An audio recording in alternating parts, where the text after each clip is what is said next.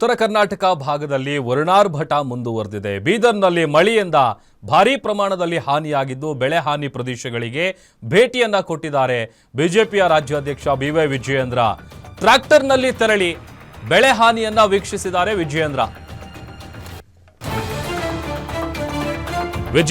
ಛಲವಾದಿ ನಾರಾಯಣಸ್ವಾಮಿ ಅವರು ಬೆಳೆ ಹಾನಿ ಪ್ರದೇಶಗಳಿಗೆ ಭೇಟಿ ಕೊಟ್ಟಿದ್ದಾರೆ. ಟ್ರ್ಯಾಕ್ಟರ್ನಲ್ಲಿ ತೆರಳಿ ಬೆಳೆ ಹಾನಿಯನ್ನ ವೀಕ್ಷಿಸಿದ್ದಾರೆ ಬಿಜೆಪಿಯ ರಾಜ್ಯಾಧ್ಯಕ್ಷರು. ಈ ವೇಳೆ ವಿಜಯೇಂದ್ರ ಅವರಿಗೆ ಶಾಸಕ ಪ್ರಭು ಚೌಹಾಣ್, ಶರಣು ಸಲಗರ್ ಸಾಥನ್ನ ಕೊಟ್ಟಿದ್ದಾರೆ. ಇಸ್ಲಾಂಪುರ ಜಮೀನುಗಳಿಗೆ ಟ್ರ್ಯಾಕ್ಟರ್ನಲ್ಲಿ ಹೋಗಿ ಬೆಳೆ ಹಾನಿಯನ್ನ ವೀಕ್ಷಿಸಿದ್ದಾರೆ ಬಿಜೆಪಿಯ ನಾಯಕರು.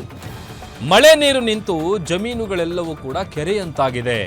ಬೆಳೆ ಹಾನಿಯ ಬಗ್ಗೆ ವಿವರಿಸಿದ್ದಾರೆ ಶಾಸಕ ಶೈಲೇಂದ್ರ ಬೆಲ್ದಾಳೆ ಅವರು. ಟ್ರ್ಯಾಕ್ಟರ್ನಲ್ಲಿ ಹೋಗಿದ್ದಾರೆ ವಿಜಯೇಂದ್ರ, ಛಲವಾದಿ ನಾರಾಯಣಸ್ವಾಮಿ, ಶಾಸಕ ಪ್ರಭು ಚೌಹಾಣ್, ಶರಣು ಸಲಗರ್ ಇವರೆಲ್ಲರೂ ಕೂಡ ಬಿಜೆಪಿಯ ರಾಜ್ಯಾಧ್ಯಕ್ಷರಿಗೆ ಸಾಥನ್ನ ಕೊಟ್ಟಿದ್ದಾರೆ.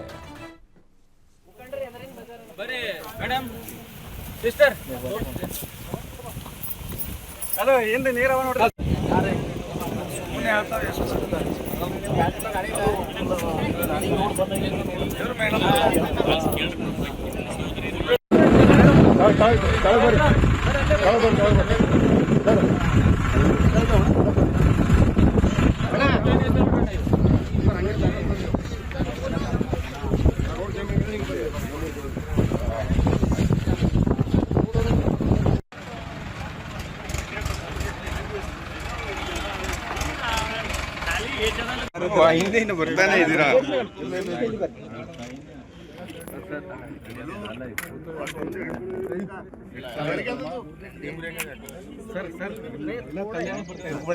ಯಾರು ಅಣ್ಣ ಇತ್ತಣ್ಣ ನಿನ್ ಲೋಗೋ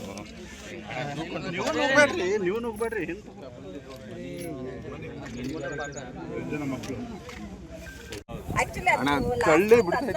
ಪ್ರಾರಂಭ ಆಗಿದ್ದು ಒಂದು ದಿನ 1 or 2 days ಬಿಟ್ಟಿದೆ, ಬಿಟ್ರೆ ಕಂಟಿನ್ಯೂಸ್ ಮಳೆ ಇದೆ ಸರ್. ಸರ್ವೆ ಮಾಡಿ ಅಂದ್ರೆ 60 ಜಾಸ್ತಿ ಆಗಿದೆ, 60 ಹೇಳ್ತಾ ಇದ್ರಿ, 70ಕ್ಕಿಂತ ಜಾಸ್ತಿ ಹೋಗಿದೆ. ಹೌದು ಸರ್, ಸರ್ವೆ ಸರಿಯಾಗಿ ಮಾಡಿದ್ರು. ಇಲ್ಲ ಸರ್ ಮಾಡಿದೀವಿ ಸರ್. ಈ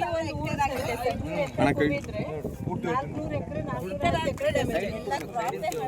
ಛಲವಾದಿ ನಾರಾಯಣಸ್ವಾಮಿ ಅವರು ನಮ್ಮೆಲ್ಲ ಬಿಜೆಪಿಯ ಶಾಸಕರು, ಪಕ್ಷದೆಲ್ಲ ಹಿರಿಯ ಕಾರ್ಯಕರ್ತರು ಇವತ್ತು ಬೀದರ್, ಗುಲ್ಬರ್ಗ, ನಾಳೆ ಯಾದಗಿರಿ, ರಾಯಚೂರು ಜಿಲ್ಲೆಗಳ ಪ್ರವಾಸವನ್ನು ಕೂಡ ನಾವು ಮಾಡ್ತಾ ಇದ್ದೇವೆ.